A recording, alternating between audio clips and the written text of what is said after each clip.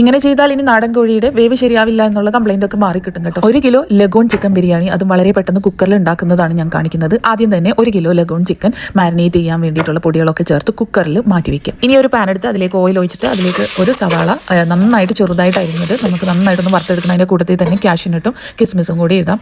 നന്നായിട്ട് വറുത്തെടുത്ത് മാറ്റി വെക്കുക. സെയിം പാനിൽ തന്നെ 2 ടേബിൾ സ്പൂൺ നെയ്യ് ഒഴിച്ചിട്ട് അതിലേക്ക് സവാള, ചതച്ച് വെച്ചിരിക്കുന്ന ഇഞ്ചി, പച്ചമുളക്, വെളുത്തുള്ളി അതെല്ലാം ഇട്ടൊന്ന് നന്നായിട്ട് വഴറ്റിയെടുത്തതിന് ശേഷം നമ്മൾ നേരത്തെ മാരിനേറ്റ് ചെയ്ത് വെച്ചിട്ടുള്ള ലഗോൺ ചിക്കൻ ഉണ്ടല്ലോ അതിലേക്ക് ഇട്ട് കൊടുത്തിട്ട് നന്നായിട്ട് മിക്സ് ചെയ്ത് കൊടുക്കുക. 1/4 കപ്പ് വെള്ളം കൂടി ഒഴിച്ചു കൊടുക്കുക. ഇനി അതൊന്ന് 3 വിസിൽ വരുന്നത് വരെ ഒന്ന് വേവിച്ച് അത് മാറ്റി വെക്കുക. ഇനി നമുക്ക് ചോറ് റെഡിയാക്കാം. ആ പാനിലേക്ക് ആവശ്യമായ നെയ്യും ഓയിൽ കൂടി ചേർത്ത ശേഷം ഹോൾ സ്പൈസസ്, ഗരം മസാല, പട്ട, ഗ്രാമ്പൂ, ഏലക്ക, പെരിഞ്ജീരകം ഇതെല്ലാം ചേർത്ത് നന്നായിട്ടൊന്ന് റോസ്റ്റ് ചെയ്തെടുത്തതിന് ശേഷം അതിലേക്ക് 4 കപ്പ് അരിയാണ്, കൈമാ റൈസാണ് ഞാൻ ഇട്ട് കൊടുക്കുന്നത്. നന്നായിട്ടൊന്ന് വഴറ്റിയെടുക്കുക. അതിലേക്ക് 7 കപ്പ് വെള്ളം ഞാൻ ഒഴിച്ച് കൊടുക്കുന്നുണ്ട്. ഇനി അത് ചെറു തീയിൽ മൂടി വെച്ച് അരി ഒന്ന് വേവിച്ചെടുക്കുക. ഇനി നമുക്ക് കുക്കർ ഒന്ന് തുറന്ന് നോക്കുക. അതിലേക്ക് തക്കാളി, മല്ലിയില, 1/4 കപ്പ് തൈര് ചേർത്ത് നന്നായിട്ടൊന്ന് ഇളക്കി കൊടുക്കുക. ചെറു തീയിൽ തന്നെ വെക്കാൻ കിട്ടും, കാരണം തക്കാളിയൊക്കെ ഒന്ന് ഉടഞ്ഞ് കിട്ടാൻ വേണ്ടിയിട്ടാണ്.